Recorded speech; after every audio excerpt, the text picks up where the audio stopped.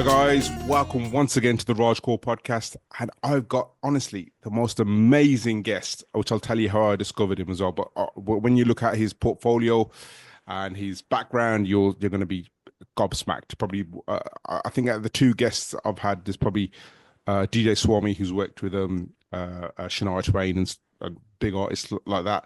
And this one, again, is massive. But before we get there, guys, if you haven't subscribed to the YouTube channel, if you're watching this on YouTube or on Spotify, make sure you follow and like, because that really helps the channel to progress and get shared out. The algorithm pushes it out. And so if you could do that for me, please, that'd be great.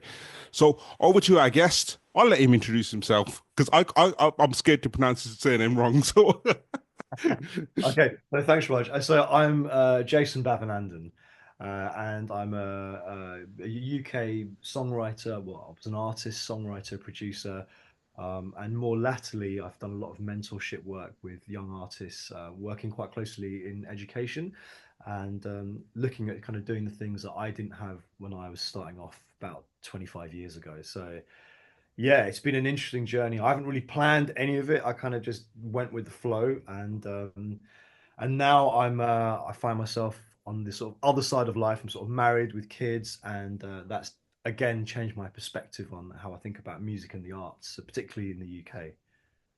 fantastic. So I just want to give the audience, the listeners, a bit of a intro. So Jason's been very humble, but he's worked with the likes of Calvin Harris, Diana Ross, Noel Gallagher, and some of the biggest music labels in the world. So he's probably being slightly humble, but we're going to talk about that later. So I just want to big this interview up a bit because it's a massive guy, and he's also worked with Damien Keys, which is how I discovered you, Jason. Because Damien, yeah. yeah, because I used to be part of the Damien's model when I was first doing music. What is it? Oh, sorry. It's, Sorry, Raj. Sorry, the alarm guys just need to check that's something. fine, no worries. So, Jason, so Yeah, come through.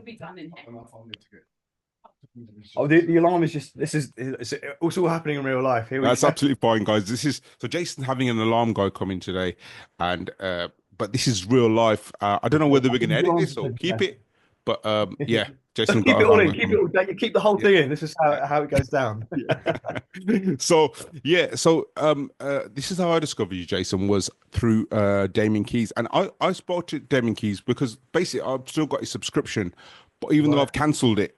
So I said to Jason, I said, sorry, not Jason. So I've said to Damien, I said, I emailed him. So I've still got access to your platform, even though you've Yeah. cancelled all my stuff. So I hardly watch it, but that's how I discovered you. So I've still got access to it. I don't want to take too much liberty with it. So I used to use it sparingly, but I messaged him to says I've still got access. Can you? They go from our end, it's all gone. I'm just telling the truth. So if you pass that out, if you see Damien, just say I've still got access to your thing, and I'm sure he wouldn't mind. He's very like I know, he's all about but I've let I yeah, feel bad. I've let him know that numerous yeah, times, and they've checked it. I think it was I forgot his wife's name was Ellie. I think. yeah, Ella, yeah. Ella, sorry, yeah.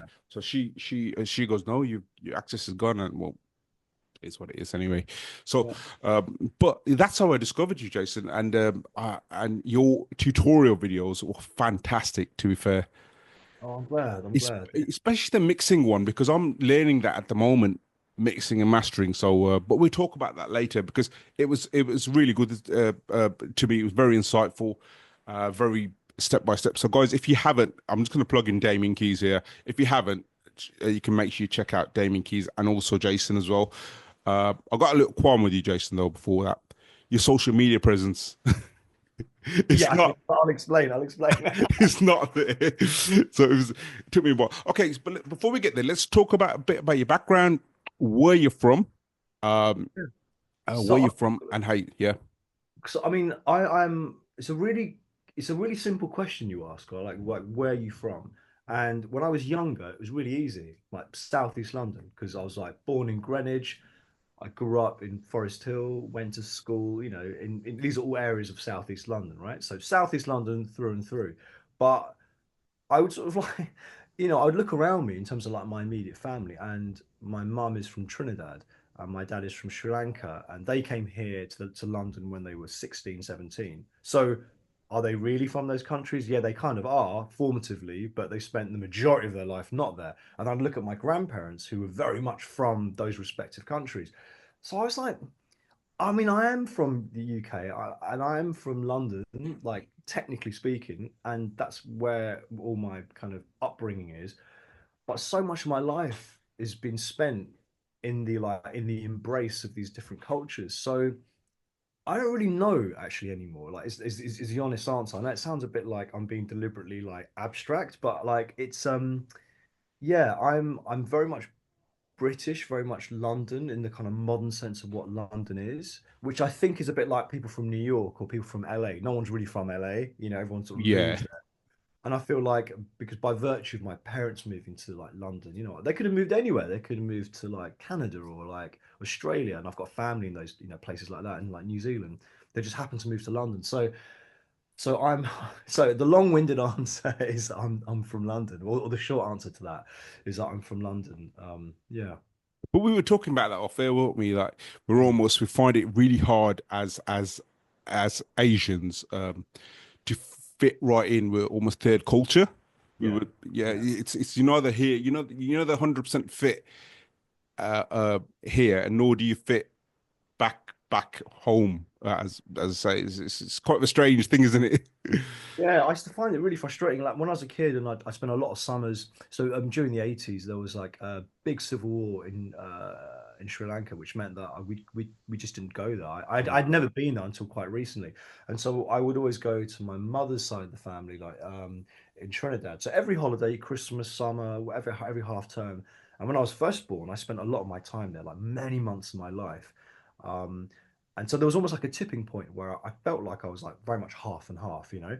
But when I was over there, and my cousins, as we got older, they wouldn't treat me like a Trinidadian. Obviously, you know, because I'm not from Trinidad. But when I was there, I felt very much like I was Trinidadian, and it was very frustrating to me because it was I realized it was the same feeling that you sometimes get when you know, when you maybe when you're 17 or 18, you walk into a pub and somebody assumes that like you're not from the UK. It's a kind of similar kind of like question Yeah, mark. gotcha.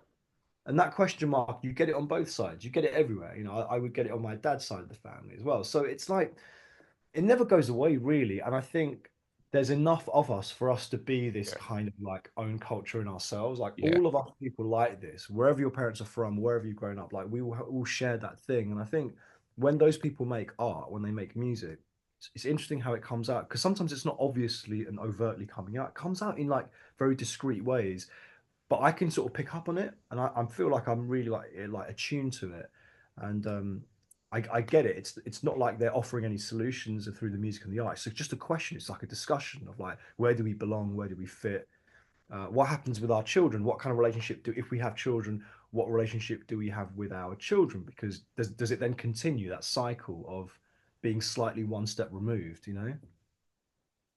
Okay, nice. Yeah. So, yeah. So it's quite interesting that you say that. But let's get back to your actual background. How did you get into music? That's the question, is it? Yeah, yeah. No, I mean, from a very young age, it was sort of like I was about 7 years old, and I was like watching one of my older cousins. She was playing playing the organ. It's like a Yeah, double manual keyboard, yeah, and she was playing all these like instead of playing like typical like organ like cathedral songs, she was playing all the like pop hits of the day. yeah, So yeah, anything that was on the radio, she kind of would figure it out. And because like for anyone over there, anyone listening who's over a certain age, if you were growing up in the 80s, there wasn't the internet. You could just, if you liked a song, you'd either have to wait for it to come on the radio or yeah, you'd go and buy it. And the other option was if you're a musician, you just learn it and then you'd play it. It's yeah. a bit like how people in the old days would like buy like sheet music and play their favorite songs like on the piano. And she had an amazing ear and she could just listen to songs and like kind of figure them out. And I remember watching her when I was about seven, just watching her fingers. And then she stopped playing and got off. And then I got on and I kind of did a really like basic childlike version of that. I just sort of kind of copied what her fingers were doing, but kind of played the tune.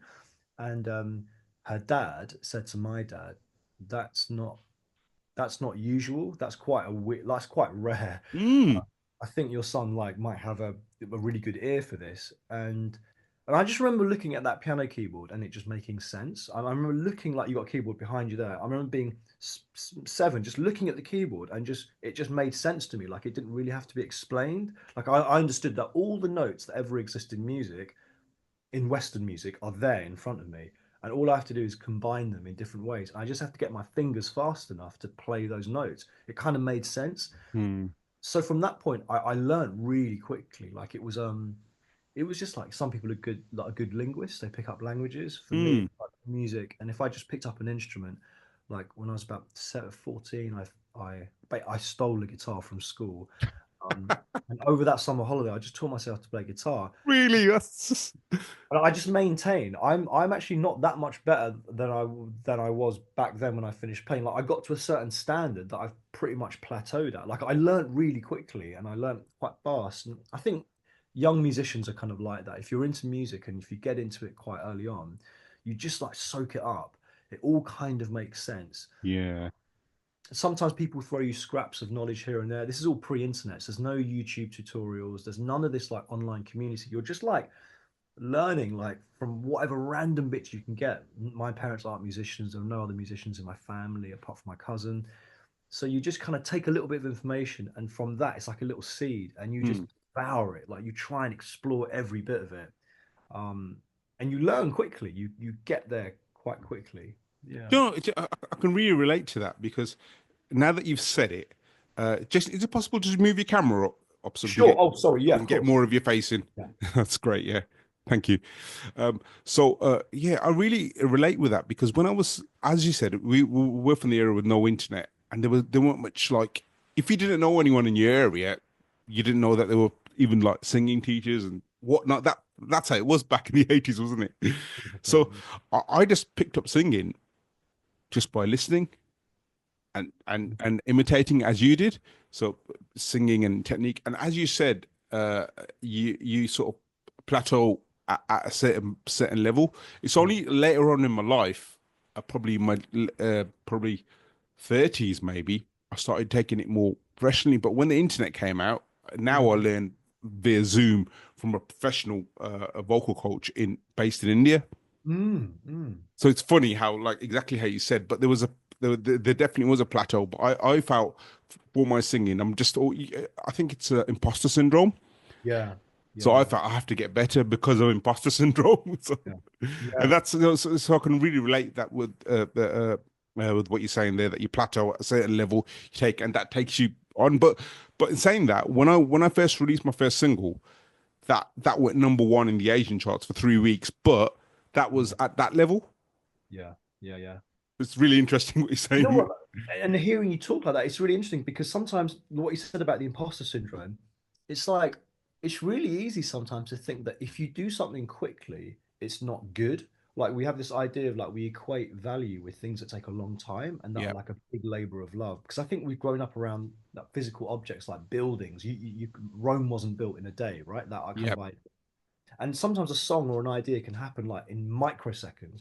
It doesn't mean that it's like any less good than something that took weeks to write. And the same with a voice sometimes. I think if your body and your mind is very like in the pocket, you know, and very attuned to it, like physically your voice just goes where it needs to go. And when you're connected to like the thing you're doing, everything just comes together and it just like works like a fluid motion. I think when you find resistance, like say with singers, sometimes they get vocal tension, or their posture's bad or whatever.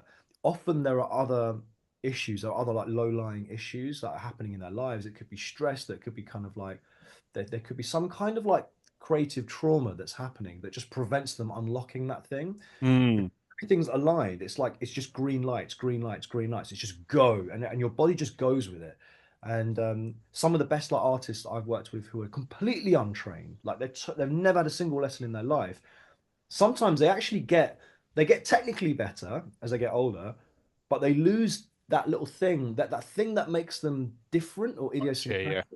They lose some of that somewhere because of the training. So it's like it's a trade-off, you know, like clearly like, for you to achieve what you achieved at that age, you know, to top the charts, right, for 3 weeks and with a piece of music like that, that came from a really deep place. It had to come from a very deep place.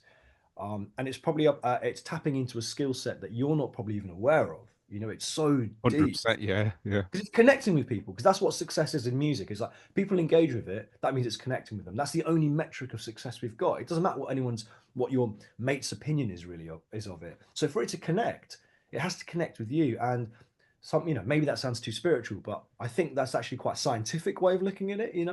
Um, and so yeah, it's coming from a place that's so deep, and it's also possible that over time, sometimes musicians they might get too trained. They might know too much. It's good to not know everything, I think, sometimes, I and to think so. work Yeah. on instinct. Yeah. I think so. It's a really interesting way of looking at it. Yeah. So, um, after you learnt the guitar, how did you then? What happened next in your journey, music? So I was just adamant that I was just going to be in a signed band. So like I was growing up, born in the 80s, grew up in the 90s. So that was the era of Britpop, in the Yeah. Yeah. UK. That was a national scene. There were loads of other scenes happening, but I was in a very predominantly white area. I went to a predominantly white school. So like the dominant governing musical force was UK garage, so UKG, which is really big in my life, and the kind of Britpop thing, which was like a 60s revival. Now, I'd grown up with my mum's record collection, which was like Motown and Beatles and a lot of kind of like world music as well. But the stuff that was catching my ear was like this kind of like vintage sound. So I was looking to try and like make an update on that. Like, what's a modern day version of this really like soulful, like earthy kind of like melodic song structures? And I was in my head, I decided I'm just going to get signed. Like, I had a plan. Like, what's going to happen is I'm going to find a band and I'm going to get signed and I'm going to tour. And I made this promise. And it How old were you then when you? was probably about like 13 or 14, maybe younger, maybe 12, because I was writing songs from the age of 11. I had no way of recording them really. I used to record them in my head, just trying. I used to have an amazing memory. I could hear a song like once on the radio and I would just carry it in my head. And if I wanted to play it back, I'd just play it in my head. I could just remember the whole song. And so I It's think interesting, isn't it? It's yeah, interesting. You can't do yeah. that now. No, that ability is gone. Yeah. If my mate let me in a CD or something like I Yeah. remember like getting the Prodigy, right? They'd released The Fat of the Amazing. Land in 1997, Yeah. amazing record, and I didn't have the money to buy the CD, so he lent it to me, and I just listened to it for 2 days and like memorized it basically, to memorize the album, and just kept it in my head for as long as I could. But yeah, different era again, right? Like our brains weren't rotting because of like phones and stuff. Yeah. We had quite good brains then. So yeah, I just would like memorize stuff, and then I just decided I become best friends with a guy at school, and he was really into music, and I said, well, let's just do this thing. We're going to be in a band, and we're going to make this plan, and we just did it. We literally everything we said we were going to do, we did. We said we're going to go to university, we're going to find some more players because there's not enough players around us. So we went to University of Kent at Canterbury, formed a band, got signed within 6 months. It sounds like it was really easy, but I really think I did it to the exclusion of everything else. I did it to the exclusion of like hanging out with friends, playing sport, even hanging out with girls. It was like when you're that single-minded, most other people I've realized actually aren't. Most people don't want to do that. Mm. And I had nothing to lose and everything to gain by having this like very like myopic mindset.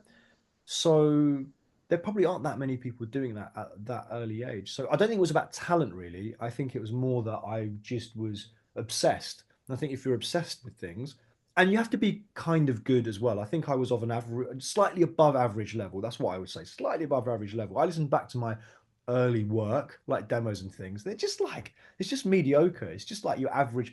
There are kids doing things now that are younger than me that are 10 times better than I ever was at my peak. So yeah, it kind of a bit of luck then I think, therefore. But the main thing is just hard work, hard work. And then when I had my band, we rehearsed 6 days a week. We had this six to the power of six to the power of six, which is I said to them, give me 6 months of your life, and I need you for 6 days of the week, 6 hours a day. So we rehearse 6 hours a day for 6 days of the week. And in 6 months, I guarantee we'll be signed. And I said that based on nothing. It's just a bluff, but it actually happened pretty much like to the week. Within 6 months, we had like a major record deal. But again, how many Was kids that actually? battle? Was that Yeah, was that that battle? was battle. Yeah, and yeah, and it just sort of happened. But I couldn't do that to people now. I couldn't say to them, it'd be. I think it's probably illegal to say to someone, I need you to rehearse and be with me 6 days of the week. You can't have any time off. Man, you know what? You just sort of make me really drool at the mouth because I remember those kind of days when you just Yeah, had nothing to do yeah, and you just did that. But now you got a job, you got kids. It's like, yeah. man, I wish I had that time back. That I know. And also, like, it was a time when, as exciting as it was to be young in the 90s, there wasn't a lot to do, man. There was No, the internet. I mean, I remember getting the internet around 96, but it was crap. The internet was crap. It was like chat forums. You weren't like watching movies and going on YouTube oh didn't no. exist until like 10 years later. So the internet was pretty much crap. It was just slow and rubbish. And mobile phones were rubbish. There were no smartphones. What are you going to do? Like play football in the street, which is fine. Go and chat up girls, or you could make music, which compared to those other things seemed way more exciting because it was like connected to that was like money and then girls and then getting a fast car and all that stuff, all the other things you could focus on. You could hit that with one stone. You Hmm. kill all those birds with that one stone. Get famous, get in a band, make money, and then everything else you will get as a result of it. So So do you think this like obviously this is quite obvious, but I'll ask it anyway. Do you think there's too many distractions like our phones now to get yeah, anywhere? it's way too much, and also there's too much at stake, because our reputations, we start building our reputations online from a young age. It's like digitally curated very carefully, and the minute you like do that, like you play a bad gig or you do something in the public domain, it's documented, it's filmed, it's Yeah. recorded, and it's never going to go away. And I had the luxury of not of playing lots of Mm, and being an embarrassment and tripping up and making a fool of myself. And because, getting on TV or having yourself filmed, that was an expensive thing that only happened once you were of a certain level. So the bunch of like silly conversations I've had or idiot messages I've sent, on old phones that no one's ever going to see. They're no. never going to surface, They were great times, weren't they, Jason? Right. we all got to work out how to be good through having successive failures, fail, fail, fail, fail, then a bit of success, then fail, fail, fail. Nowadays, no kid wants to fail publicly like No. that in front of their friends because the minute you set up an account, your family, your friends, even your teachers are following you. Everyone can see what you're up to. So there's that immediate feeling of fear and embarrassment, but also there's a distraction like game culture. There's so many subsets of culture online. You can live a whole life and be very like socially satisfied. Like I don't think I wasn't socially satisfied. I was like, there's a big world out there, and I'm only going to explore it if I like Mm, do this thing that gets me on tour. I didn't feel like I was in the world because the internet didn't exist for that then. But now you can really be in the world in your room. I'm in my room and I'm like having Zoom sessions with people in LA and chatting to people in Japan, and it's so hyper real. I don't even feel the need to go to LA anymore, right? And that's worrying, because I want to be in a room. I yeah, want to be in a room with you now talking, exactly. Yeah. But Zoom works so well, so it's convenient. But convenience is like the destroyer of all. So what we're gonna do, Jason? So what we're gonna do after this, we're gonna make a date and we're gonna be Let's do meet it. outside, meet Yeah. outside because I absolutely love talking to you. So it's great. But we'll discuss that later. So carry on. Sorry. Yeah, it's Yeah, no, I think it's a and there's that great phrase like poverty or even misery is the mother of invention. yeah, It's like people do great things when they don't have great things. So if you're impoverished or you're miserable or maybe not quite depressed, but you're frustrated, that frustration. yeah. Um, or dissatisfied. Like dissatisfied is like it's like the daddy of like invention. It's like I need to do something. I'm so bored. I need to get out of this. But if you're kind of low key satisfied, you know, that's like what the Roman Empire did. It's like this thing called like bread and circuses. Like the Roman emperors realized that Rome was so big, and to kind of control the masses, we need to give them bread and circuses. So let's give them these gladiatorial fights and just give everyone enough bread so they're not hungry, and then everyone will just pipe down. Because if they're not at a certain low key level, just like satisfied, there'll be uprisings. And I feel like social media and the internet is great, okay, but what it gives with one hand, it takes away with the other, which is what it's taken away is that drive and that feeling of dissatisfaction because if you're carrying the contents of the world's knowledge in your back pocket, I don't need to really engage with people anymore. I can just Yeah, ask ChatGPT and I can get a whole bunch of things exactly. done Yeah. through AI. And we're seeing that in music, AI, like the onset of AI. We're all trying to like monitor how that gets used, and all the smart producers and artists out there are trying to collaborate with it. But we can all see what's coming, which is that it's getting so powerful, and the machine learning aspect of it is so nuanced now that it's producing ideas that are like seriously dope, like really good ideas, and humans aren't competing with But some of those do you ideas. think, though, this is because I've used AI, and what I found with it was after you keep using it, the ideas that it generates for you are quite similar. Yeah, yeah, yeah, So yeah. do you think that there's going to be, there'll come a time when you can tell it's done by AI because the ideas are too similar, or do you reckon because you picked up on a really, really important concept there early on, and I don't know how AI relates with this, is that human creativity is spurred by boredom. Mm. Do you know when you talked about Yeah. boredom? And that's I try to make myself I deliberately try to make myself bored now. So I try to use the internet when like back in the day when we wanted to use the internet, we actually sit out on a computer, Yeah, get a laptop out, sit on it, and that was it. yeah, yeah.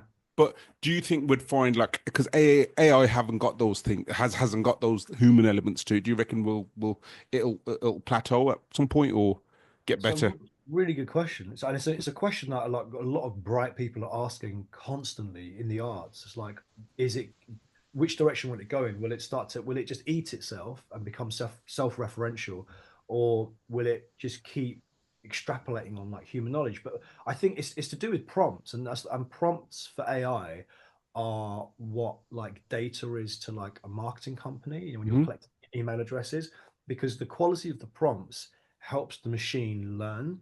And I think AI is only as good as the quality of the Mm. quality of the prompts you give it, because it's helping it to understand how humans think um in their most precise way. So if you give AI, so we know using something like ChatGPT, if you just ask it a question like we're used to on Google, like how do I do this, it will give you a very standard Google answer. But if you say to ChatGPT, okay, you are now a software engineer. Here's your CV. Here's your background. Here's your training. Here's where you grew up. Here's what tech you use. And you give it an entire profile, and you make that profile very dense and very rich. And then you prime it and kind of train it. After a series of prompts, you then give it a question. It's literally, I mean, it should, in theory, respond to you with the wealth of everything you've armed it with. So, in a musical sense, I can train a chat GPT. I can have a chat GPT chat that I train up to think like Timberland. Yeah. I don't I don't actively say you are Timberland, because you can't do that, and that doesn't work very well. But I can do it in a roundabout way, and I can groom it to think and behave like Timberland. So then I can then start to feed it ideas and collaborate with it and say, look, how would I make this groove, this beat just a bit more interesting? I need to give it a bit more juice on the hi-hats. How would I do that? So I could sit there on my own and play around with the hi-hats, which is what I would rather do. But I know producers who wouldn't do that, and they would just chuck in a piece of audio, or they would use like Audime, or there's a bunch of other like .ios, AI sites, and they're having amazing results with it. The sound of it is a bit phasey. To me, the sound of AI is literally the sound quality, like if they when they download those files. But the ideation part of it, it's very impressive. And I've seen in the hands of really like skilled people, I can't tell what the AI bit is. Wow. I can't tell the difference. That's really interesting. I did something similar. What I did, I got the Logic Pro because I've recently got myself back into music production. Right. So I got the Logic Pro guide, the official Apple guide, Yeah. and uploaded it to it, Yeah. Yeah. Yeah. and then Great. used, and then that it learned was it learned the whole guide. And then when I ask it questions on that specific chat, it answers me based on what I need. Yeah. So It's yeah, that's what brilliant. you're referring to, aren't you? Exactly. And like my friend who he's I think dyslexic. He's got an incredible mind, incredible thinker, but he's dyslexic and doesn't do very well with like the written word, whether he's writing it or reading it. So what he's done is used another like a Speechify site software where he's uploaded his voice a bunch of times. And then what he does, he uses AI to, it's say in your case, so if you did it with your voice, it will then take the Apple Guide and it would explain things back to you, not just in your voice, but in your words. And so it would replace words and leave certain words out. So it's literally like you are explaining it to yourself. Wow. It understands the way you think and by the way you talk, because the way you talk tells you everything about your system of thinking. Um, so rather than using like a complex sentence that might not make much sense to you or to me, it will just explain it the way I would explain it, which is he showed it to me, right? And I was like, this is amazing, absolutely amazing. Um, yeah, I mean, he's even using it like he's trying to drink less in the evenings, so he's got like he's got his dad's voice giving him kind of like helpful prompts in the evening about That's like amazing. it's in his dad's voice. He gets his voice messages from his dad.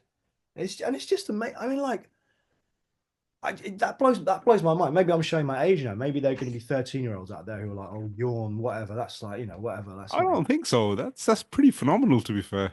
so just to me, it's amazing because it's just so impressive. It's such a good use of AI, you know. Wow. Um, so yeah, so I'm all for it, but I'm obviously like you know I kind of like I don't think scared is the right word, but like I am mindful and a bit watchful as to like where it goes.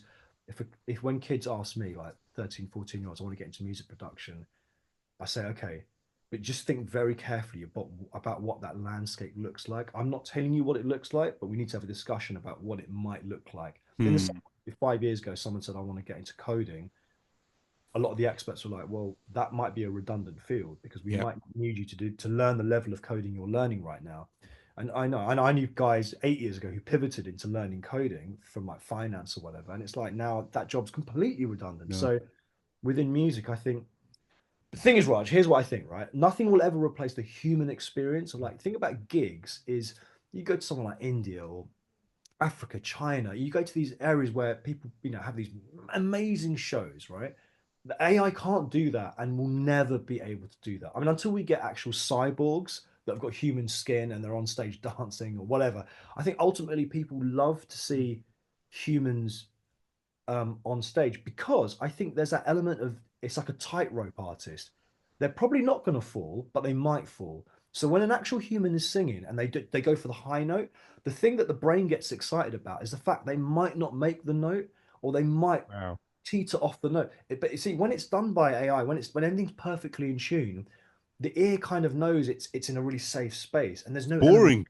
boring exactly because the danger is gone. The Yeah. danger is gone. So when you see an artist on stage, they're busting their gut, or like like Eminem back in the day, and and he's like he's just spitting out bars, and like is he going to trip up on his words? It's that feeling like are they going to crash the car? It's why we love like horse racing or car racing or dog racing. It's like somebody might die here, in the metaphorical sense, right? So AI can't do that unless it learns the idea of like human failure and learns to build that in Yeah.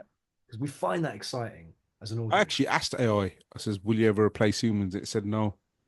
Yeah, Reason why? Because the world doesn't even know what consciousness is. yeah, yeah, They know there's a thing, but they can't. No one can explain what it is. So yeah, AI couldn't explain it either. Says there's not enough research to even know what it is. So we're long way off. yeah, yeah. Hopefully, So yeah, it's really interesting. That was fascinating, especially what you told me about like, sort of that. I didn't even think about it that way. That the danger of failure. Mm, Yeah, it's really interesting, and it actually makes a lot of sense now that you said it. yeah. Yeah. I mean, you see it a lot like lyrically. I think like when artists like Drake, a lot of like when he first came through and was starting to find success because musically it was kind of it was cut from a certain cloth. People had done that sound, but lyrically he was showing vulnerability in a genre where people historically don't show vulnerability. Yeah. So when he started doing that, it was like he was showing weakness, he was showing failure, he was showing the potential that Drake's the kind of artist who might break down in the middle of his set and start crying, kind of thing. All those sort of that kind of meme culture because but that worked. That really connected with people because people needed that. I think his fan base exponentially grew, namely by the amount of women and the amount of kind of, female Absolutely. I was just going to say, just grew because he was hitting he was hitting a mark that other artists up until that point had failed to do.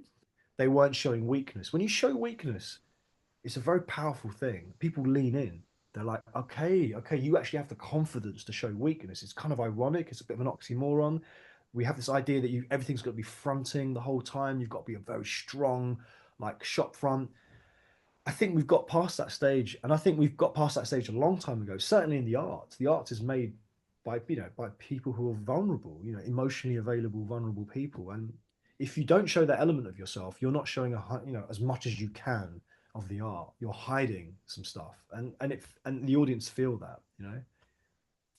that's amazing. So, okay, after how just I want to get a timeline and battle.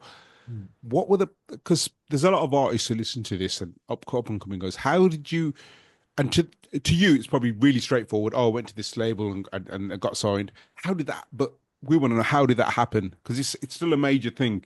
Yeah, I mean, like back, so this was around like the early noughties, and Hmm. so it was a kind of there was like a sea change that happened in music where like the Britpop thing had kind of sort of died off, Yeah. and there was this really important band called the Strokes came over from New York. They were doing this thing which was kind of a much like a more streamlined version of like guitar music, which was very like retrospective. It was influenced by a lot of bands from like the 70s and kind of like post-punk, like new wave bands, but they had a very clean, like streamlined sound. And they had a very similar work ethic, the kind of work ethic and discipline that I loved, which was like just do this one thing.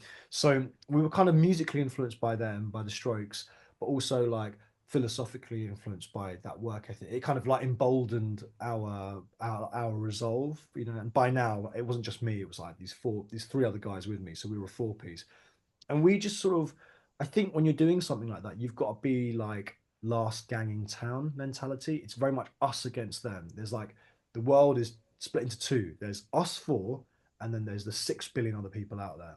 I think taking this kind of us and them approach meant that we like thought like with one mind. We just moved like a hive, like just together, like a little flock of birds, and we went everywhere together. We went to gigs together. We like slept in the same. We literally like stayed and slept in the same room together.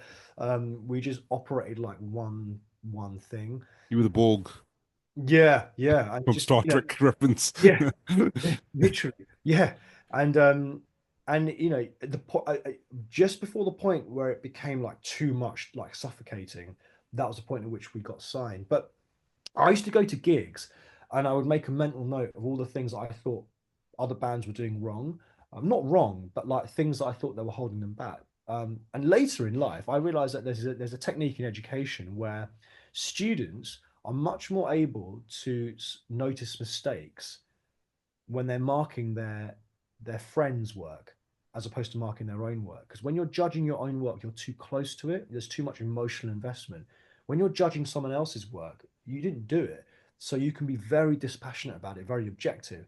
So they started doing this thing to help students learn like what the common mistakes were. They'd get them to mark like their peers' work, the guy sitting next to them or the girl Mhm. sitting next to them. And the students were learning a lot quicker about what mistakes to not make in their essay writing or in like maths or whatever. So without realizing it, that's what we were doing. We were looking at these other bands and we're saying, okay, this is what's good, or this is what's bad. The songs are too long, or they talk too long between the songs, or they don't talk enough, or they're mumbling, or they're on stage for two songs too many. That should have been a short set. And then we'd go back to Canterbury. We'd drive back because we were at university there, and then we were just honing this set. We got to a point where after like 6 months of just workshopping all this material, because I was a songwriter. Weirdly enough, I never wanted to be the singer or the guitarist. I always wanted to be a drummer. That was what my passion was, to play drums and write songs. But we couldn't find the drummer. Sorry, we couldn't find a guitarist, so I started playing guitar. Couldn't find the singer, so I started singing as well. So but that's just kind of like as like a footnote. But then we would start working on the set and we would rehearse. It sounds really weird now, but we would what we would do is we'd go into my bedroom, which was the rehearsal room, have all the lights would be off, to kind of replicate what we thought going on stage would be like in the early days of playing the toilet circuit. And in the darkness, we would unpack all our gear, set it all up in the dark, and then play the set. We try and do it blind, basically, literally blind. We would try and train for the stage lighting being really bad. So we train for the worst condition. What's the worst condition it's ever going to be? Do it all in the dark, do it really quickly, play the songs, time the gaps between the songs, rehearse the gaps between the songs, all the changeovers, the retuning, work out when we were tuning, when we were drinking water. Every single thing, Raj, was like Wow. literally choreographed so that we had this kind of set so that when we went and did these different sets in venues, it was almost exactly the same apart from the playing of the song, like, depending on how the crowd were reacting. And then we pack down and get out the room. So we also rehearsed the pack down. But what that meant was that sound guys or sound people really liked us for that because we were organized. Venue managers liked us because we were organized. As we found we were getting more bookings. Oh, and another thing we did, we memorized everyone's names. So we'd get into the venue, we'd learn the name of the bar staff, the names of the sound person, and very much use their names with them all the time. And people it kind of endeared us to them. And even though we were doing it consciously, that people just sort of liked us, and they'd have us back, and even if we didn't pull in many people on that first night, they'd go, oh, why don't you come back again like next week and we'll put you on a better night with a bigger crowd. So very quickly, it's like all these things that were not music based, we realized they were quite important. And then very quickly, there was a bidding war for us because we would just play these really intense sets and disappear and kind of leave people wanting more and kind of vanish, kind of created this sort of mythology around who we were. And we would literally play the set, get in the car and go. We wouldn't stand around and network. And we let it get to a point where people were like desperately trying to find out who we were. And then we'd start to hang back a bit and have those chats. And so there was a lot of like stage managing that we sort of that felt quite intuitive to us. We didn't have a manager or anything. So we just did what we thought we should do, and it kind of worked. I mean, well, it didn't kind of work. It like definitely worked, and then it meant that at one point we were playing within about a few weeks. I would say within about a few months, we were playing to half industry. So this is still a time when people were signing big deals, like this early noughties, 2003, 2004, 2004. So it would be like literally a room where the front half was just kids, like 16 to like 21-year-olds, but mainly young kids, like 16 to 18-year-olds, just going crazy. And the second half of it was suits, with like guys in suits with their arms folded, like stroking their chins from like all the publishers and all the labels. And when that happened, by this point, one of our mates was managing us. By this point, we were like, okay, we're probably going to sign a deal now. And then what happened was that a series of probably bad mistakes that we made, which was the first one was going with the biggest check, which we shouldn't have done. There was a really cool smaller publisher and a smaller label that was a better fit for us. Partly as a joke, when one of the majors tried to gazump them, our manager on the phone, he just said that they offered us a deal. It's like, so we'll give him 70 grand. And as a joke, he was like, it's going to have to be twice that. And just literally on the phone, I remember being with him. We were about to get in the car and we were like, just say double it, just double it. And they did, right? And so suddenly you've got this young group of boys, barely in their 20s, who've been given like the best part of £250,000. It's just ridiculous. I mean, like, there was no like deck. No one's going through like the financials on this, working out what the valuation was. No, I'm not saying they should, but someone should have been going, oh, is it worth this amount of money? Because at that stage in the industry, people were just throwing money at things. It was crazy, Wow. crazy time. Um, so yeah, we just got like a six-figure deal that was largely made up. We just said double it, and it got doubled. Unbelievable.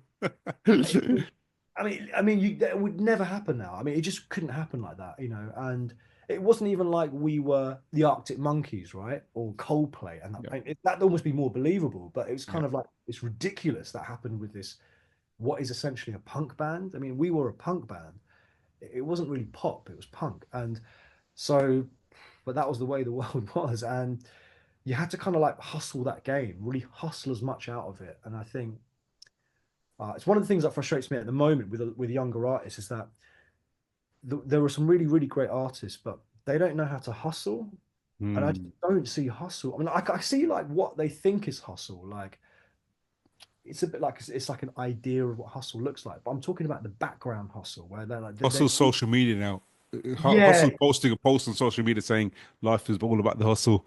yeah, exactly, exactly. Yeah, it's all about the hustle. Yeah, yeah.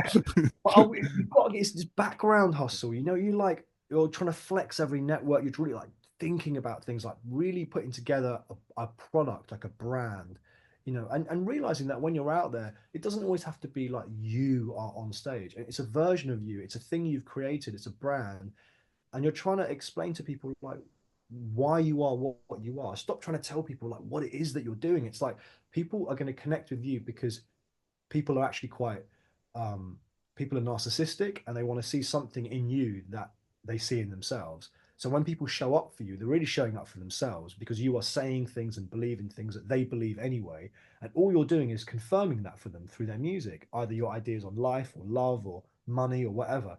So you have to really explain like why you are what you are through your music. That's really important, I think. And great artists have always done that. They've when they move, you can see like their ideology is moving with them. Mm, That's what people dig the most. It's not the music is just like the icing. I think when a great artist has a great philosophy about what their artistry is, they can inhabit any musical form. Like genre doesn't mean anything to them. They can go anywhere they want with it because the ideology of what they are is what people believe in, and that's why they turn up for them. wow. So what happened when you got signed with them? And also I want to sort of pick up on your music production side, which is how I got to find out about you. At what point did that kick in? Was it after the label signed you or Yeah, well, I didn't know. I mean, I never grew up with Logic and that stuff. Like DAWs didn't exist growing up. So for me, it was like tape recorders or just yeah. remembering things in my head. So when I was in a band, I was a songwriter. So primarily on piano or guitar, I'd write the songs and we'd figure them out as a band. Then when the band and basically we did a lot of touring and the band was a very very tense period. It was one of my early adult learning experiences of like what not to do to if you want like long-term success because we basically burnt out very quickly. Yeah. um, we did a ridiculous amount of shows. We were very intense as a band. It was not sustainable. So when we kind of decided to split up, we kind of it burnt brightly for a short space of time and then we just disappeared. I hated the industry. I almost hated music. I hated that this choice I'd made when I was 13 had led me to a place that was like very lonely and very depressing. So I was like, you know what? I'm gonna go and become a builder, and I'm gonna go and like work on a building site. Sorry. I wanted the complete opposite. I didn't want to listen to any Well, music. I'd like the sound of the radio. Kind of triggered me a little bit, so I like wouldn't listen to any music and stuff. But then, like over time, and it was a really nice period actually. It was like going on holiday. It was like a vocational holiday. I was around different people, really honest, normal, everyday people. It was great. It was like painting walls and cutting wood and stuff. It was good. Um, and then I started getting calls from my old publisher. They were like, "Oh, we've got this band. We've signed this young band. They were like 4 or 5 years younger than you. They are exhibiting similar symptoms of like distress or there's tensions in the studio, and hmm. we put them in a room with a producer who's like twice their age, and they're not listening to this old guy, but they would probably listen to someone like you because they were fans of your band, and they would respect someone basically kind of the same age as them. Like if it came from you, do you want to just show up to the publishing studio and just I don't know, see what happens?" And I said no a lot. I was like, no, because I don't want to be back in this situation again. And there's a lot of like, a lot of smoking and drinking. I was like, it's exhausting being Yeah. in this world. But then people in the industry are very persuasive. They're very persuasive. And I was probably starting to miss aspects of it, like the social aspect. So I started turning up to the EMI studio. That's who we were signed to, EMI. And it was on top underground Tottenham Court Road in a 1930s war bunker they've had for like decades. It's a really cool old space. It doesn't exist anymore, sadly. I think it flooded and then EMI went bankrupt. But I would turn up, and in that studio was like Kylie Minogue, Calvin Harris. Really? Like Kylie Minogue was obviously Kylie Minogue, but Adam Wiles, who's Calvin Harris, he wasn't Calvin Harris then. He was just like, well, he was Calvin Harris, but no one knew or Yeah. cared. Yeah. He'd be there demoing stuff like artists like Roll Deep, loads of just I can't remember like so many artists, and I just started like you just go in there, you start trading ideas and work with artists. I did a bunch of things with artists on NDAs as well, where I was when I was in America doing a lot of songwriting, there was an engineer out there. I wish I could remember his name. This old black guy, and I think he was like from the deep south or something. But he picked up on the fact that I would they'd be working on a song, and I was like, the chorus needs to hit harder. It's just got to hit harder. And I was like, what's a bigger chorus? What's a bigger chorus? Because I was really into this idea of big choruses back then, like something that was physically almost hard to sing, like a big, almost a Motown type energy. So like he dubbed me Tyrannosaurus because he was like, I was like Tyrannosaurus chorus because I think at one point I said something like that and he was like, yeah, you want to get a chorus that's as big as a Tyrannosaurus, you know? So it's kind of guy. I was like, yeah, like, we got to call you Tyro now, boy. There's got this skinny brown boy from London who's writing these big choruses, you know. And I kind of dug that idea of just being called like Tyrannosaurus because it was like I like the concept of it, I like what it meant, but also there's this idea that like big choruses are kind of like from another era, like, and you know, and it's almost like a lost art. It's something that we kind of forgot how to do for a while. So that was always my thing. Like I was like, yeah, we can work on the verses, but let's just get a banging chorus, something that really says something. And so I started doing that with artists, and now you've got to be quite careful when you're in sessions. You know, the world has changed, and back then, not everyone would be credited necessarily. You might get paid off, like Yeah. it's like you get a buyout basically because it wasn't that cool to look at the credits and see there were Yeah. 10 songs. And especially if it's a singer songwriter, they might not want it to be shown to their audience, you know. So I would just be like busting out these ideas, and like I say, nowadays you have to be a bit more delicate about how you present ideas. But back then I'd be like, oh no, that chorus isn't very good, man. I'd do this instead and like grab the guitar and just sing something. You know why? Because I didn't care. Because I had nothing. I was like just there on a holiday. I was like, I don't care. I mean, I just go back to working on a building site. I've done this. I'm done. I'm not fussed whether you like me or not. So I had this kind of like, maybe it was arrogance or maybe I just like nonchalance, you know, I just didn't care. But it kind of worked. And loads of these ideas and the producers in the room are like, okay, well, so you are now working on stuff that isn't guitar-based music. This is like straight up pop. And this is like actually moving the song forward. It's like, it's moving the needle.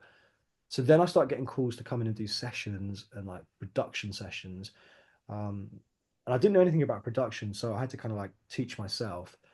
And then I think 2005, there was a software called eMagic, which Apple bought, and that became the basis of Logic, you know. Yeah. Um, but initially I was in GarageBand, so just a really old version of GarageBand, just demoing up ideas, literally using the mic on the computer to sing into it, and just making beats and stuff. And I remember being in a, and the reason I was doing that is I remember being in a session in America, and Usher was there with a laptop, and he was showing some of his ideas, and they were in GarageBand, right? Of course. And but they sounded, Raj, they sounded so good. I was like, obviously it's Usher, but I'm like, it doesn't matter what you're using. Like, use whatever you need to use. If your ideas are good, your ideas are good. Like, Of course. you know, and I was like, I was so impressed by that. I was I'm like, blown away. Like you with Usher. That's yeah, just, I mean, like to be fair, I mean, I wasn't like I was kind of very much on the periphery. Like a lot of these people, I'm just like, on the periphery of, but like I learned standing on the shoulders of giants, like these incredible people, and the things they were doing were the reverse flip of everything you think you should be doing. It's like you have an idea of a studio. It's like you go into the vocal booth, you record your vocal in the booth. It's dead. It's airtight. It's like an anechoic chamber. Like and you see like Prince is recording his vocals literally sat down. He's just got a mic in front of him yeah. in the room just while he's playing his guitar. He doesn't care. It's like because it's like the everything goes if it's just green lights. If everything's meant to be and you get an idea, the best thing you can do is record that idea. Yeah. You know, and if you've got enough technical skill, you will automatically make the right decisions about the signal levels and you know balancing and all that kind of engineering side of it. Like you can't not know anything, but if you know enough and you're smart enough and you're creative enough, you will make anything work. Anything will work. Hmm. So GarageBand for me, I remember like in the early days of working with artists, I was like, they were like, oh, I need to buy this mic. I haven't got a thing. I need to get Logic. It's really expensive. I was like, forget all that. Just like, you've got a laptop, haven't you? okay, because back then everyone used Apple. I was like, just use GarageBand, just literally use the mic, record your ideas into it, and we'll figure it out in the studio. It's going to be fine. The most important thing is get it written. Don't get it right. Get it Mm. written. And I think I worked really fast. That's the other thing. I have my attention span is quite short. I get bored quite easily. So I would just want to like work on four, five, six ideas a day, just as many ideas as possible. Um, and so yeah, I think a combination of working fast, a combination of like not caring too much, um, a combination of being obsessed with what you're talking about. What's the intention of this song? Like, what are you trying to say? What's the message? What's the story? Those all those things kind of came together, and it allowed, I think, what I was doing to connect with the artists that I was working with, but also like their audiences too. Wow. That's honestly, sort of speechless. That's quite some story. Well, yeah, I know. I forget. I'm sometimes forget. You get put in weird situations, like Yeah. you get flown out for a songwriting camp, and it's like, you know, and some really interesting people happen to be there. Like honestly, like like full disclosure, like those people aren't calling me up going, "We need Jason Bavanandan in the room with us Yeah. now." You know what I mean? But it's like the industry is a weird and wonderful place, and you can be like, I was going into the loo, and like Kylie Minogue was coming out, and then we had a chat. That's how it happened because she happened to be there. She didn't ask me to be there. She happened to be there, and the next thing you know, I'm just like trying, looking at the chorus and be like, "Oh, you could try this or try that," and stuff like that happens all the time. Gosh. And it happens to loads of people. I'm just one of countless people that are having these interactions or had these interactions.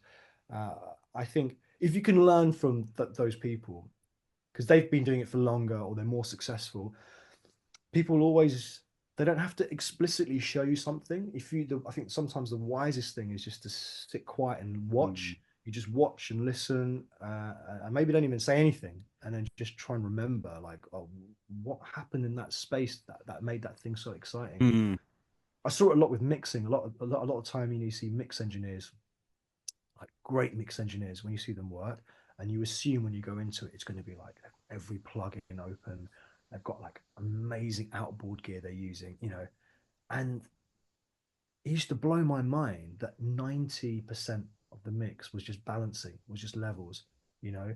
And then sometimes they'd go into it, they'd open a session up that someone had sent them, and they'd just be turning things off.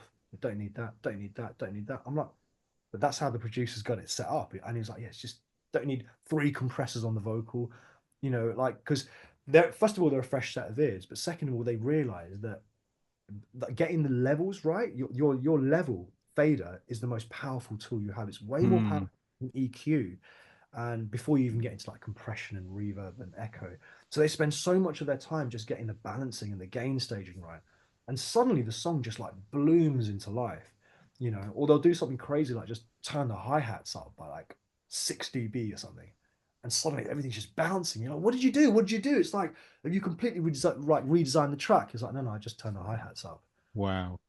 And I love that because that's like, do you know what I mean? That's like, that's skill, that's Jedi skill when you're doing that. The You know what's confidence. phenomenal, Jason? What this, and I've unfortunately I've only come to a realization quite later on, quite late on in my life, is that you don't need like I can't think of the word. It's almost like perfection syndrome. I need this equipment. Yeah, yeah, I need this mic. I need this Mac. And now I've gone round in circle, come back around. No, I don't. I've just no, got Logic. I can actually learn Logic first, learn with what you got yeah, first, and then take it from there. yeah. Like Yeah, if you've got Logic or like GarageBand in your phone, right? yeah. You've got more than any artist ever had until like what 1986. Any recording artist. I mean, you've got more than what Michael Jackson was working with.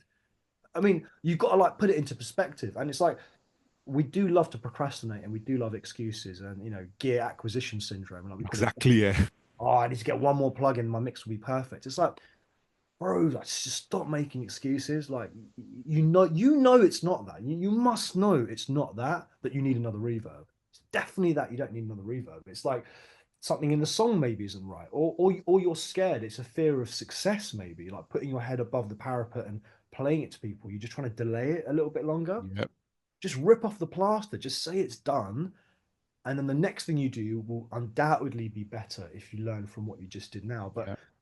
I know people who've been working on songs for like, I mean, literally like years and years and years, and that doing that has prevented them from working on all the other new songs they might have written because it's like a toxic relationship, and you can have toxic relationships with your own music, and there can be something that it's like at some point you need to cut the apron strings, you need to let Mm. that baby go and just let it be free because you're suffocating each other, and Mm. you just need to work on as much music as possible, and be happy with the fact that nothing's perfect because perfectionism is the enemy of progress. Yeah, it's Mm. I enemy mean, of I've got friends who won't release music unless they've got like a £2,000 video with it.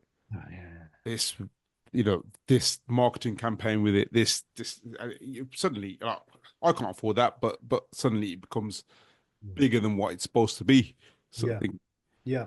And then you make a kind of prison for yourself because what you do by saying that is you kind of unconsciously create a situation where you can't release the music. So it's been taken, the decision has been taken out of your hands. Yeah. Oh no, Raj, I can't put this out because I haven't got the money for the video yet. So what can I do? My hands are tied. It's like, well, you've just created a situation where you now cannot release that when you know that you're never going to be able to pull together and justify spending two grand, £2,000 on a music video when you're unsigned. That's ridiculous. That is what we call disproportionate spending. All your spending should be proportionate to what you have from your budget. And it's like when you set out on a project, and this is what I mean about intention. When you sit down and make music, you got to say to yourself before you even write any music, okay, what am I doing here? What's the point? What's the deadline? And what am I trying to achieve by this? And then you work backwards from that. And then your budget is dictated by your intentions. You say, like, yeah, I want to try and grow my fan base by, 10,000. I want to get to 10,000 fans by the end of 2026. Okay, great. That's a great intention. So how am I going to do that? Because first of all, what do those fans look like? Where are they probably? Who am I Mm. targeting? What in my music already have I done that's successful? And then where's my spending? Um, where's the heavy lifting of my spending going to be? What's the heavy lift in this? Is it going to be like recording, the engineering side of it, or maybe I can do that myself? Is it mixing? Is it mastering? Is it the visuals? And there are so many places you can spend money, and there are so many ways you can avoid spending money, and you can actually do it for zero money, if you're really smart about it. I'm not even that smart, to be honest. I mean, with AI, it's so much more is possible. But if you go into it without having any of those like ideas worked out, everything just stops because suddenly it's like I've got this one track that I'm going to release, but what's it for? There's no campaign. We don't know what it's for. And on top of that, you now need a music video, which you can't make. So you've just wasted 6 months, maybe a year of your life on this thing that's now never going to come out. And even if it did come out, it's just going to be floating around in a sea of noise because it's not connected to anything else. No. You know, Well, but thank you for that, people Jason. with a vision, Honestly, people. thank you for that. Because I always have this debate with artists. Well, I've got another friend of mine who's been trying to release music for, no, I need to, get a video. I said, what do you want a music video for? Oh, so my mom can see I'm on TV. Right, yeah, yeah, That yeah, was his answer. yeah, yeah. I mean, I get it, I get it, I do But you're get gonna it. spend like £1,500 on the video, and Yeah. so your mom could see you on TV. When you could release, I don't know how many, you can release like a year's worth of content with that. No one should be making music videos unless you are like on your sixth album and you are playing massive venues because nobody's got the time for it. I don't watch music videos. I work in music and I'm obsessed with music, but I just don't watch music videos. They're just too long.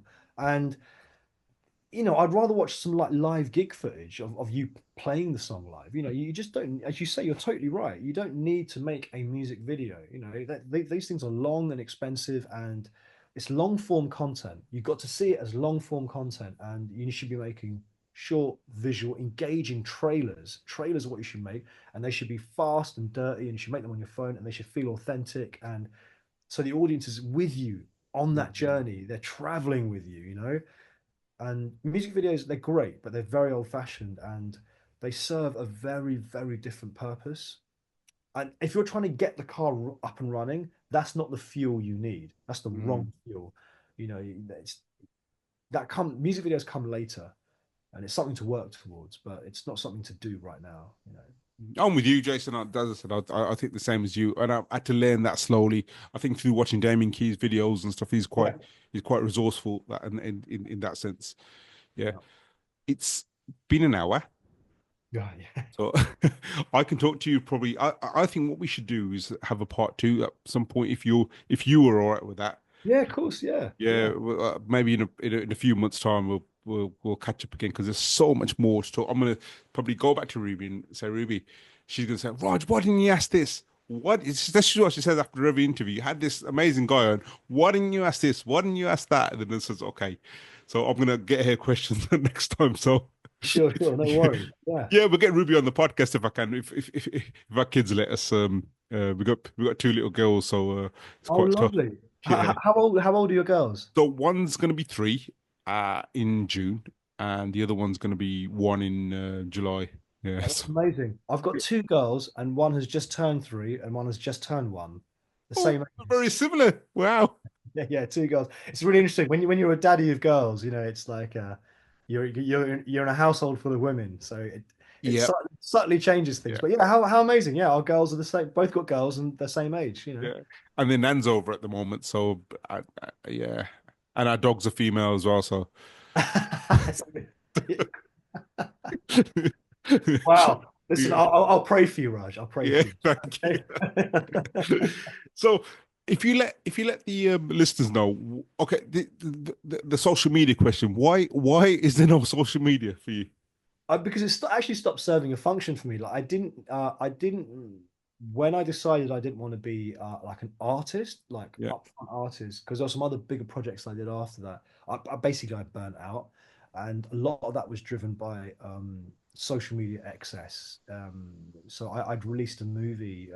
I did a collaboration with Sony to make the first cinematically released movie. We haven't even talked about that yet, so Yeah, got to be yeah. part So two. yeah, sorry. So that's a first cinematically released album, and not it was before Beyonce did hers. So it kind of set a precedent, and it premiered, and it was a great project. It took 5 years of working like every day. I literally didn't have a day off, like every day. Um, it was a really grueling time. It was a huge learning experience for me, and it was amazing. But it did burn me out. And when that ended, I had to come off socials because I was like getting so many messages across all these different platforms because I basically I primed them all up and I was working all these working all those platforms, spinning all those plates, and ultimately it was funneling down to me, and I wasn't able to delegate that out, and it burnt me out, and I had to the only way I could do it was actually just to turn off the machine. So I made a decision as we got into think like lockdown, no, just before lockdown, just turned everything off, and I literally didn't look back, and I didn't miss it. It felt like a massive monkey had just come off my back. I was like, I could breathe again, and only recently have I started kind of dipping back in. But I asked myself, what do I need socials for? Like, I'm not trying to grow an audience really for myself. Mm. I use it as a research tool, so I'm on it, but I'm not posting. And maybe that will change. And I'm open to the idea of over time, there are years where I may use it more than others. But at the moment, I've not felt the need to like be on it myself. It was just hard to get hold of you, apart from Facebook. Yeah, I can imagine. Yeah, I get that quite a lot. I hear that from quite a few people, and yeah, it's something I'm thinking about. Maybe there needs to be a point. I think I try and keep my Instagram kind of like that door open and try and make myself easy to find on Insta. But yeah, yeah, it's social media is a whole other like probably a whole other podcast in terms of how it can really Yeah. melt people artists' brains, and we are seeing a lot of burnout from artists very early on where they go viral, they get some huge success, and they find it very daunting having to do that all again for the next single and the next single and the next single. It just doesn't seem sustainable. No, I found that as well. I did a whole bunch of reels and stuff, and and some of them work, some of them don't, and it's quite what's the word I'm looking for? Quite fatiguing almost, if that's a word. Yeah. Yeah, you Yeah. get quite a lot of fatigue, and you think, man, I spent all this time doing this, because it's not easy, is it? No, no. And if you've got a team, and if you're good at dividing the labor, then that's the key. That's the key Yeah, to it.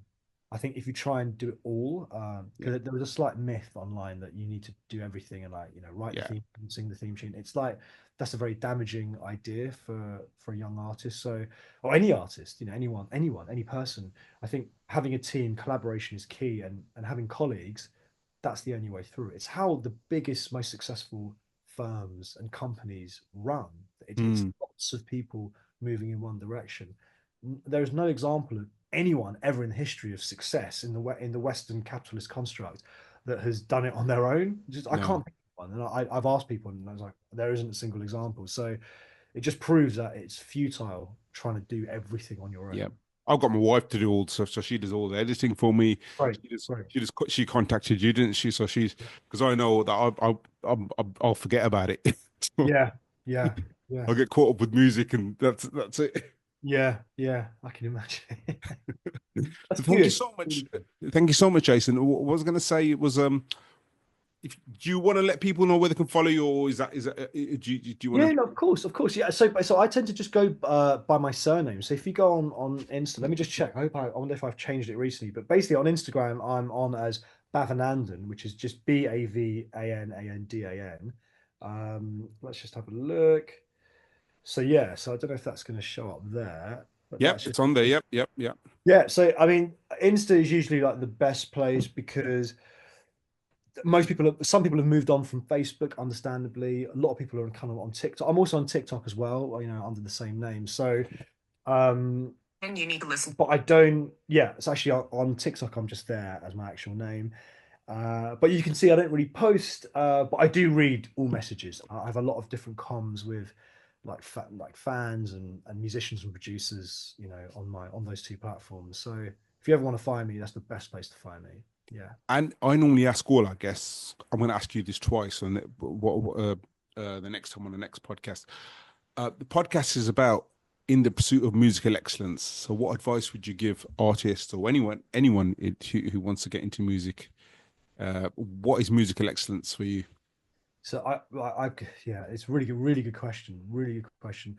I think so. Musical excellence is following an idea through to its fullest completion. So it's delivering something that doesn't feel half baked. And I think in order to do that, you have to have two things. You have to have distance from the idea, so that you can really regard it, like look at it and critique it. And you also have to have no distraction when you're working on that idea. And I think being an artist isn't like being a doctor or being a mechanic where there are set hours and you can switch your brain on. There are times when it just catches you and you need to kind of like when the muse kind of gets you in the mood, and you need to be able to like find a way of like marshalling that idea. So as long as you've got like the distance from that idea, the intention, and you don't have distraction, I think you Hmm. follow it through. But so many ideas are like that. They sound good because we can make everything sound good now. The mixes and productions, everything sounds very impactful, but the core idea is sometimes a little bit unfinished. So I think musical excellence at its heart is about message. Because songs are stories and stories are messages. And messages aren't long things, they're very short. It's a short message. What's the message? And is there a balance of form and function in what you're doing? Like, does the thing you've made look and feel like the message you're trying to impart? And you have to be honest with yourself and say, like, is there a clear message here? And if not, you should start again, or you should need to rectify that. Hmm. Make sure it has a message.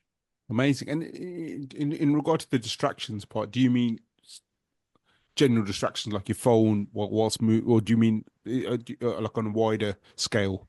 I mean, actually, yeah. I say on like on a low key everyday scale, there's going to be constant distractions. Some of Yep. them they can't be helped. If if you have a partner and you have children, you have a job, Yep. those are very understandable. And I would never call those distractions. I would just call that life. That's your life, Yep. and you should embrace that. But I'm talking about more actual distractions in your artistry, like trying to again, like being told that you can do everything. Like I know lots of artists out there that are trying to be actors and they're also musicians, but they're also doing stand-up comedy and they're also doing graphic design for someone else. And I'm always like, you realize none of those things will happen for you. And they're like, well, that's a bit rude. I'm like, well, no, I'm just being real with you. Like, I care about you. I like you. I don't want you to fail at everything you're trying. Mm. Don't get distracted by all these side hustles. I think that's a better term. Don't have side hustle, all these side quests. I'm going to Mm. do this thing. I'm going to start up a company. I'm creating a meme coin for crypto. I'm like, what are you doing? This is nonsense. Like, I don't want to sound like a granddad here, but do the thing you said you're going to do. Finish that first. Based on the success of that, do the next thing. You Mm. cannot do all things. You can be anything. You can't be everything. So pick one thing. Pick one thing to be good at. Okay, if that's going to be stand-up comedy, live and breathe it. Do it do it intensely for a period of time and then assess your success rate and then question whether your talents align with your passion. Because I don't think you should follow your passion. I think you should follow your talents. Find what you're talented at. Usually, people enjoy the thing they're talented at because it gives them joy, because it gives them confidence. So actually, usually the two things align. You know, actors are naturally talented at acting, and therefore they love acting. It kind of it goes both ways. Same for music. But I never understand why some people choose to just try their hand at everything. It's like spread betting. Like, I'm going to try a bit of everything, see what works. Realistically, what's happening is you're being rubbish in all those areas. You're just being mediocre, and it's not going to hit or land with anyone. So you'll fail in all those areas. So that's what I mean by distraction. It's like choose that thing and just, if you want to be a bassist, be a bassist. Yeah. And Gotcha. get really good at playing bass. Do Have it a for single have a single mindedness of what you're trying to achieve. yeah, be an athlete. I mean, what do you know any sports people out there that like yeah, I'm a pro golfer, but I'm also amazing at football. I mean, you might be on the side really good at Yeah. football. You're not doing every like if you want to swim and you want to be an athlete like an Olympian swimmer, you just swim, don't you? That's what you do. You Yep. swim, swim, Yep. swim, swim. You think about swimming and technique and form and your diet and everything's aligned with swimming. You're not out spending those precious hours also trying to get good at tennis and trying to get good at golf. I mean, this is crazy. Like so music isn't really any different in terms of it's like a discipline and it's about a skill set. So get good at the thing you said you want to get good at. You said you want to do it, so do it, get good at it. Absolutely amazing. Guys, that was Jason Bavanandan.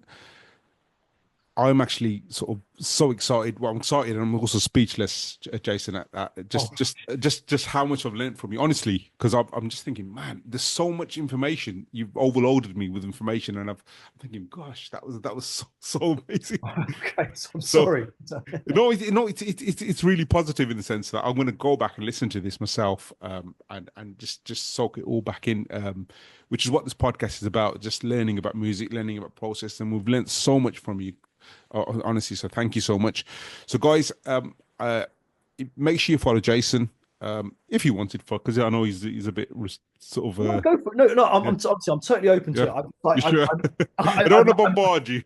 no, no, no. Go for it. Go for Followers. it. Any I mean, I've had that rest period now, right? I think that's what I needed. I needed a break away from it. And I've I've had that. caught you at the right. I said caught you at the right time, haven't I? Yeah, it timed perfectly. Honestly, I was so Yeah. open, like receptive to it, and Yeah. I want to be able to pay forward anything I'm learned. I'm not. I've honestly mean this is not false humility. I'm not an exceptional person. I've been exposed to exceptional things, and I've picked up on some stuff, and I just want to be able to like pay that forward. I like what I do. I think I'm quite good sometimes at some of the things I do, and hopefully I know what my weaknesses and things are. But I think there are people way more talented than me that could take this information and just run with it and do amazing things. So that's what I want to see. I want to just pay that forward and let that next generation of artists and creators do Brilliant. do great stuff with it, you know? The guys, as I was saying, that was Jason Bavanandan. So make sure you, if you're watching this on social media, YouTube, make sure you comment, make sure you follow, give him a follow as well, and leave a review for us as well. So until next time, this is the Raj Kaul podcast, and we'll meet again in about 2 weeks, I think. God bless you all. Bye bye.